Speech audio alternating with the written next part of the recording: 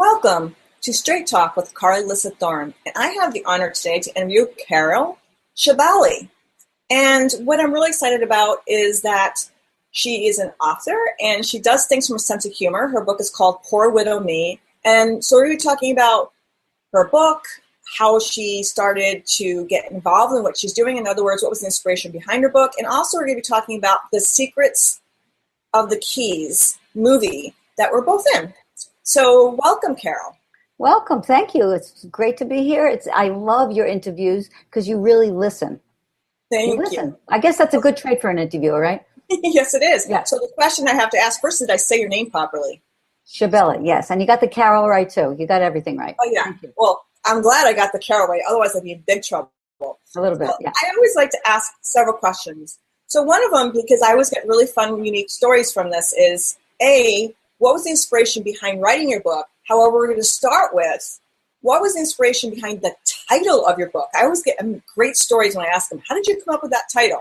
Oh, the title, The Poor Widow Me. I know, everyone says it's a terrific title. It all started with a Carol Burnett episode. Many years ago, I was addicted, as most people were, to Carol Burnett. One of her things she had as the stomach turns. And I was a kid. I was going to school, and it was an episode where she was in the Wild West. And she's looking into the camera. She said, well, everyone except for me is a widow. Well, there's the widow Johnson. There's the widow O'Nally. And there's the widow Smith. And then you hear a big bang. You see where the camera goes to where she's looking, and you see there's a gunfight, and her husband falls down dead. And then she looks back into the camera, and then she says, and there's widow me. And I remember going to school the next day and looking into the mirror, brushing my teeth, looking into the mirror and saying, widow me. And so I said, wow, when I write this, widow me. But my friend, Michelle, who's a ventriloquist, she's a comedian, she said, throw a poor in front of it because it doesn't translate unless you have poor widow me. And, it's interesting, Carly, at first, it felt kind of disrespectful. It kind of did. It didn't feel right. But everybody loved the title. That I said, oh, okay, I guess it's okay. But that's how I got the title. Well, it's very interesting. I know certain subjects are sensitive subjects. I'm in the middle of writing a book on my husband committed suicide. And when I was working around my title, it was like, whenever we talk about widowhood or suicide or death, nobody wants to talk about it. And it's really sad because it is a part of life. And I think that the more we talked about and destigmatized it, we would start to feel, I guess, less attached to the people that have moved on. We can bring more joy to them having moved on, remembering the wonderful moments. And I'm not saying nobody don't grieve. That's not what I'm saying at all. But I think the sooner we start having these conversations, and actually including children in these conversations, we can start to be a lot more at peace with the whole evolution of our lives. So I actually do like your title. And I don't think it comes from a place of victimhood. I think it's just part of you is humorous. You have a caricature of you on the cover. So I think people will understand that. Right. So I'm actually thrilled that you actually did a book about being a widow. I think it's a very important topic, no different than any other deaths that I think people need to talk about. So the other thing I'd love to know is, because you told me the title story, and I knew there'd be a fun title story, is, what was the inspiration behind writing the book? I always want to write a book. I'm a writer before my husband died. He died 9 years ago, but I was a writer for my whole life, and I'm, not that young anymore. And I just never did it. I wrote a lot of short pieces. I wrote for comedians. I wrote a lot of personal essays. And it's kind of ironic to me that the book that I finally did write is about this subject. It's mind-boggling to me in that way. But my friend, who was a widow for many years before that, said, write it down. Just write it all down because you want to remember how you're feeling. So I did it in a blog. And then the blog became a book because I thought, people are going to miss that one. That was a good one. So this way, they're all condensed under one book. And see, I love what you just said. I think a lot of people think writing a book is so difficult. And what you did is how a lot of people, let me backpedal a little bit here. Most people don't realize how much content they have. If you have a blog or if you have a website, usually people have a blog. And I don't think people realize that half the time they have a book. They don't even know they have a book. If they go back through all their blogs, it's amazing if you actually hand it to an editor and go, here are all my blogs. Do you think there's a story in here? Or what do I need to add to create the story? I think everybody would have a book. You're so right. You're so right. That's exactly what I did. I took that first year and a half, and I went through it. I weeded out what I felt was not relevant to the general public. They don't want to hear too much personal, although it is personal. But you're right. The content is there, and it was miraculous. But I kind of cheated because I didn't write a chapter book. I wrote moments. There are 85 moments because I say that's how we remember our lives, but it's actually it was easier to write. I just cleaned up the blogs and published those. Well, I got news for you. And as you know, I do a lot of marketing and social media as well. And with our attention span, cell phones, beepers, internet, mail, blah, blah, blah, most people don't have the time to read books anymore.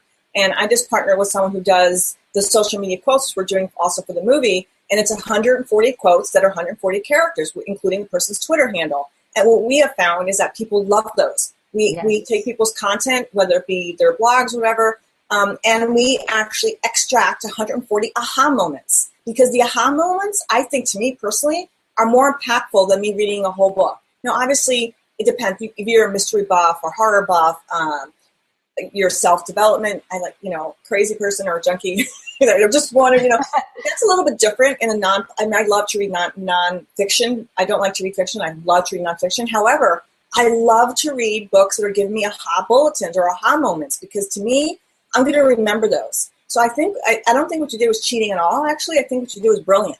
And I think if more people started doing these, you can use these as a pitch for your bigger book, right? And, or you can just write lots of little books. And a lot of people now are doing books. I love doggies. I'm sorry. I'll have to come over and say hello in a little bit. Okay. However, I think if more people start doing more of these little books, they'd see that more people would read them. And then they might be willing to read the bigger book. However, people's times are so limited. I find that a lot of people, if I just move my camera, I have stacks and stacks of books that authors send me, and then I have to interview them. And a lot of times, I never interview someone without having read whatever they sent me. Right. But a lot of times, I may not be able to read the entire 300 pages. It may be that I'm speed reading through it and thankfully I can speed read. However, then if I really like the book, I'll go back and read it. So I love what you did, actually. Oh, okay. So I'm not lazy. No, you're not lazy at all. Wait, you called me something before. Can you do it again? I just want to hear it. You actually said, I'm brilliant. I heard you say that. Can you say it one more time? Because maybe no one heard that. Okay, I'm going to give you a little more. So these are 4 words I say to all my clients and encourage everyone to put on the mirror and say 3 times each to each other. You are loved. You are appreciated. You are beautiful. You are worthy. And you are brilliant. Wow. I think brilliant should come first. But anyways, yeah. So no, loved is good. Loved is much better. Of course. Yes, I'm just kidding. Yeah.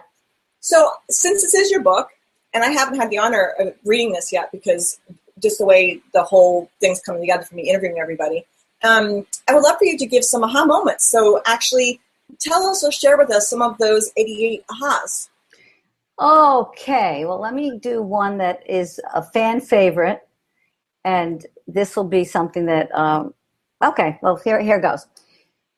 It was a few months after my husband died, and my nephew Chuck, who was very close to my husband, was sitting in my kitchen, and he was standing over my husband's chair. And he started saying, I remember when Uncle Jimmy would sit right here, and I couldn't pass his chair without him wanting me to give him a massage. I didn't always want to, but he was so demanding.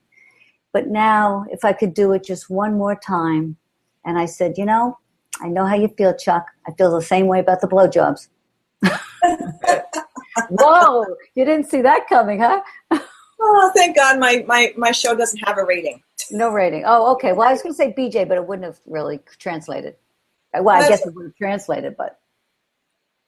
I love the fact that he's so demanding, and then it was kind of like, and I wish I had that extra moment. I think we so forget that someone may be irritating us or have little habits that we may not enjoy.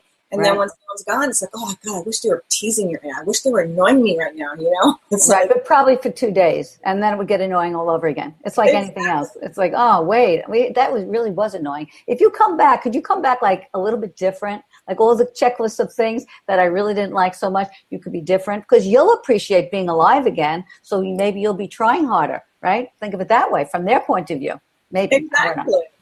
And I think the other thing we all need to remember is that we're mirrors for each other. A lot of times those annoyances or those little habits that annoy us are actually the universe, if you will, saying you need to learn patience, you need to learn compassion, you need to learn whatever it is. I think we all trigger each other, and I think it's that opportunity to learn, and I call it learning, playing, and growing. So I think it's that beautiful choice to react or respond. So I can react and get all pissy about it and be bitchy about it, or I can go, actually there's some characteristics in this, whatever, that are actually kind of amusing or whatever it is. I just think we need to look at things a little bit differently. That's great to look at it that way. You have a terrific sense of what I used to do with my husband. I hadn't thought about this in a long time. When he was doing something that was kind of annoying, and I won't tell you what those things were because it doesn't matter, but I would picture him as kind of just a spiritual being who's struggling and not really able to help himself. If he could do differently, he would. But he's just incapable at this moment. And just like I have certain things that I need to work on. I don't know if he looked at me that way, though. I never told him. That's something that's pivotal right there, and I want all the audience to hear. Okay, first of all, we're all human. And we all have had a past, which a lot of people like to sweep under the carpet. However, if we deal with our past and choose to learn from it, we can grow. So I love what you said, because we don't realize that. A lot of times people are coming from their stuff. They're coming from their parents' stuff. They're coming from the generations before stuff. It could be that they grew up with verbal, sexual, physical, whatever, emotional abuse. It could be, all sorts of baggage that we carry. And so a lot of times we're just doing what we know. And it isn't until, for me anyway, like one of the things I don't like to say is I don't like to say TRY or BUT. And even when I'm doing the interview, sometimes I might slip and say but. And the minute I say that, though, I'll go and. So I think the biggest lesson we can all learn is learning our behaviors, learning what they are. And I love it when people give me feedback and say, hey, I wish you would say like less or don't use these words, right? And then it's my job to become aware of those habits and then go, okay, I just caught myself in that habit, and immediately making a correction and not beating ourselves up about it because we're humans. We all come from stuff. So we can look at it from that point of view that everybody has their stuff and they're doing the best that they can. Of course, but you're unusual. You have to understand, Carly, you're enlightened, you're evolved. Most people can't do that. If someone tells them something about themselves that they don't want to hear, they probably get annoyed at that person instead of looking inside and go, oh, well, maybe there's some truth there. Maybe there's some truth there. And the next time they do it, they go, oh, a light bulb goes off. But most people, I think, or most people I know, just don't get it. And they don't realize, because I always feel that we're here. We made a deal when we first decided to come down to Earth, right? Or wherever we are. I guess we are on Earth, obviously. That we were going to learn a certain lesson. And the lesson, and we have to figure out what that lesson is, or we'll keep coming back and back and back and not really ever evolving. Does that make sense? Absolutely makes a lot of sense. So I can tell just by talking to you, and unfortunately we didn't get a chance to spend any time on set. However, I just can tell by just your energy and who you are that obviously you are someone that has spent some time working on yourself and that you do have this spiritual side to you. Yeah. So I'm wondering, in terms of the movie that we're both actually, yes, I think they just finished filming the other day. Oh, good. The Secrets of the Keys. What was your inspiration for getting behind the movie to be in the movie? I love Robin right away. My friend Michelle lives in Vegas, and she knew her, and she had gone to the first movie's premiere, and she told me to look it up and see they're looking for experts. And, am I an expert, really? It's funny. I have to put it in quotes, expert. So I called Robin. We had a terrific, you talk about energy, on the phone, and she said, I want you to be my key of empathy. So I said, Robin, you don't know me very well. I'm not a very empathetic person. I said, I'm more like, get over it already. I've gone through stuff. You can go through stuff too. And she said, we just have to find a key of empathy, which she did find. So I'm the key of appreciation. I do think I have a story to tell. I loved the experience. I can't tell you how much I loved the experience being there. I didn't see you interviewing Brian Tracy because I was in makeup. I was next on. We didn't want to lose the light. But I just loved all the people. I knew that it would be a combination of spiritual and yet regular people. They wouldn't be like, oh, no, they'd be easy to be with. And it was exactly that, 10 times that. And Robin was wonderful. I loved the experience of just being in a movie and being able to be myself in the movie, because I figured it's not much acting. I'm being me, right? And so I did. And I was a little bit of the comic relief in the movie. We know each other. And, well, we do know each other. But anyway, I don't want to go into the story. People will see it. But it was an experience to go to Las Vegas, which I love. I love Vegas. But to show you how much I love the movie, I had a friend meeting me at Caesar's Palace, and I had to leave after my shoot. I would have skipped gambling. This is a big statement from me. I would have skipped gambling to stay and watch some of the other people do their part. It was wonderful. It was just absolutely like a family, an immediate like camp. I know I'm going on and on, but that's how I felt. No, it's actually exactly what the set was supposed to feel like. And from my point of view, it's a group of people that are, and I love what you said too, so I'm going to tie into this. A lot of people are tired, and I think this is a big disconnect in our society right now, where we have spirituality and woo-ness, where, people aren't in reality. And from my perspective, we're the physical beings having the physical experience. And it doesn't mean you cannot be spiritual or open-hearted or self-evolving. It just means that you also realize you're in this physical plane to learn your lessons and to be grounded. And so what I love about, I love Robin. I've known Robin for quite a long time now. And I actually interviewed her for a documentary I'm actually still working on, which is Paying It Forward, the Ripple Effect. And so, yeah, I like you. I connect with her right away. However, she got the principle that spiritual doesn't have to be like the woo-woo energy of I'm going to just wish this and have it fall in my lap. She takes actionable steps to create something. So, in her first movie, again, she didn't want it to be talking heads and just, and I don't want to name other movies. Yeah. However, a lot of the self-development movies don't have a story or a character involvement. It's usually just, as you say, you're going to love this one. You said expert and you laughed when you said that. And so one of my pet peeves is people are always calling me guru, expert, and I'm like, you know what? There's always someone that knows more than I. So how could I be the expert in X, Y, and Z? I'm like technology, new books, new information. We're all, I can look at it as we're all learning. We're all really good at certain things that we do. Mm-hmm. However, I don't think I'll ever be the guru or I'll ever be the expert. So when you said that, I laughed. And unfortunately, the society is so caught up in I will not hire someone or I won't hire someone to speak, or I won't have them be moved unless they are the quote-unquote expert. It becomes, you get caught in that whole circle. So I love that you said that. And I love the fact that the movie isn't talking heads. It actually has a story. It has character, so that then wisdom is being given from a different place. Absolutely. The movie is a story, and it's not, and you forget that it's a lesson. Of course it's a lesson. And when you say woo-woo, it's true. It's not that tired old, I know better than you do. It's not pounding information to you. I hope it's as fun to watch, I'm sure it will be, as it was fun to do. So obviously I know you do more than having written this book. So what is like your other passions and inspirations in your life?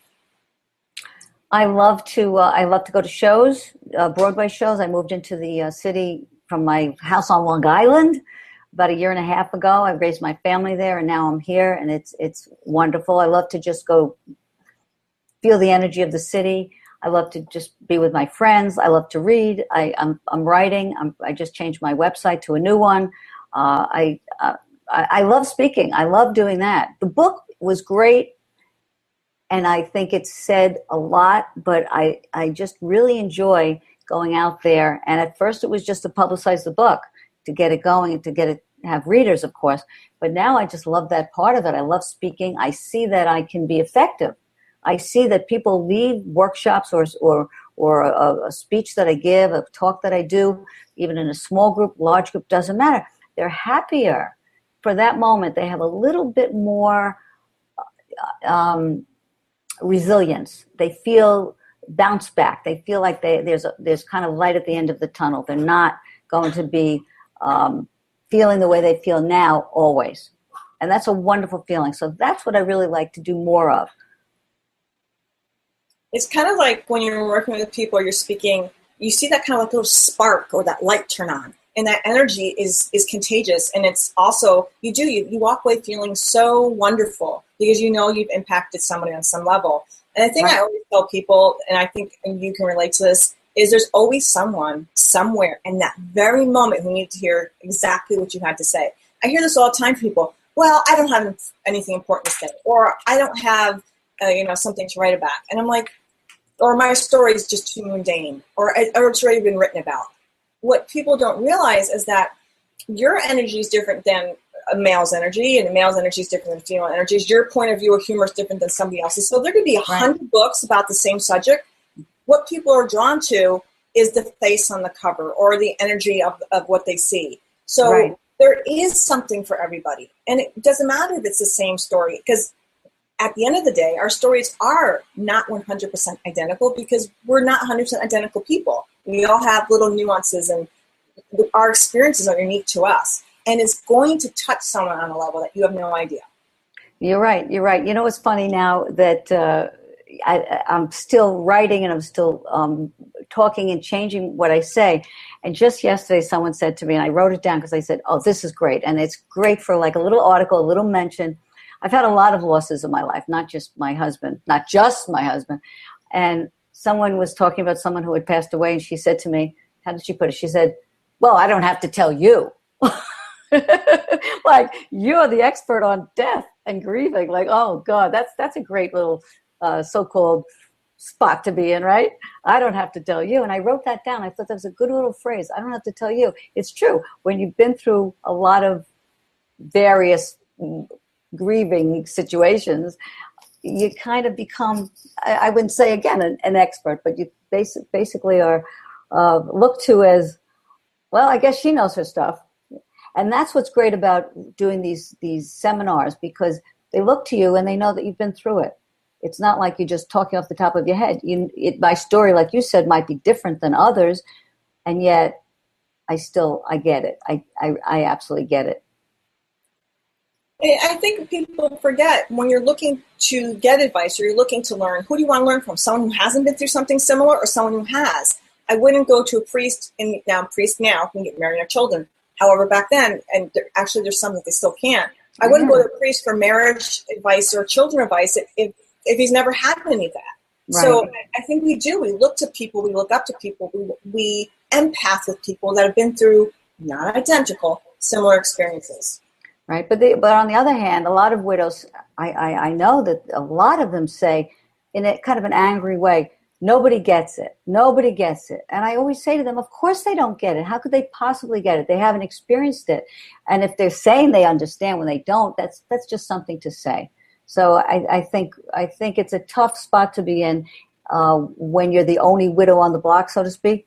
So that's why these groups are so helpful, because you are talking to people that have maybe nothing else in common but the fact that they're widows, or if they've lost some other person that's important to them in their life. So again, you said something really poignant, and that was, like you said, they don't get it because they haven't experienced it. So, and what we as the people have to understand from the person telling us, I understand, I'm so sorry, whatever that is, we need to educate them. Meaning, like when I go for my surgeries and I know I'm just going to go, where is she? How come she's not on Facebook, whatever? It's like, I accept prayers. I accept you got it. You can do this. I do not accept, I am so sorry, blah, blah, blah. I don't want that energy around me. I don't want that victim energy around me.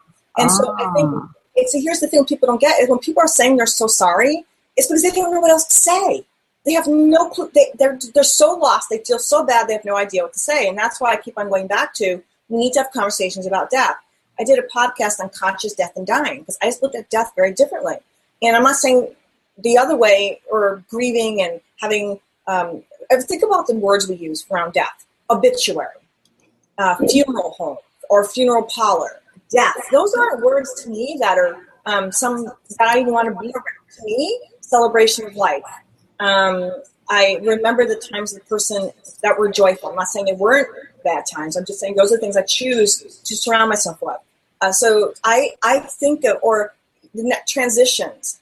I use words that are very different, so they're not so dark and somber. And I educate people around me. Like, a lot of people know I've been through 31 surgeries, and I grew up with all the problems. 30. Really? What kind of surgeries? Oh, I grew up with horrible, blah, blah, blah. And so, since 1985, I've had a bunch of different surgeries. And I just had my cataract surgery the other day. But the point is, none of that matters. The point is, I tell people that are around me, I'm not a victim, I'm a victor. And I'm a very positive-minded person. I choose to, because if I wasn't this positive-minded person, I'd never have gotten through those 31 surgeries. Absolutely. Right? So it's part of us educating people around us. We tell people how we want to be treated. So if you don't want to hear saying, I'm so sorry, tell them, yes, I'm grieving. Yes, you know what? I'd rather hear no, I'm sorry. Then, yes, I know. If you need me, I'm here for you. If you want to talk, I'm here for you. That's all you need to say. You don't need to say, I understand. You don't need to say, oh, I'm so sorry. Just let the person know that you're there for them. If they need to talk, hey, pick up the phone and call me. I'm totally here for you. Well, when I don't know what to say, you know what I say? I say, I don't know what to say. And then people kind of go, well, really what there is there to say? You give maybe something physical, you hug the person, you give, you do something for them. Maybe something, you bring them lunch, you call them more often. You just, how you doing? I had so many people call me after my husband died. I actually didn't answer the phone, just like now, if you heard the ring. Just like now. I don't think they're calling anymore for that though, right? Because it's been 9 years. No, I think that's done. Yeah. But that's why I realize that the poor in front of the widow me works, because it's not that. It's not poor widow me. It's to be the opposite of that, and to look at the things if you open up the newspaper, God forbid, tragedy upon tragedy. I used to turn on the TV and hope for a tsunami, because I go, well, at least I got a village. I lost one little husband, but there's so many people have so many awful things happen. I mean, really, you got to put life in perspective. So and it's so turn-offy to be a victim. I don't like to hear that. That's why I couldn't be the key of empathy. It all fits in, see?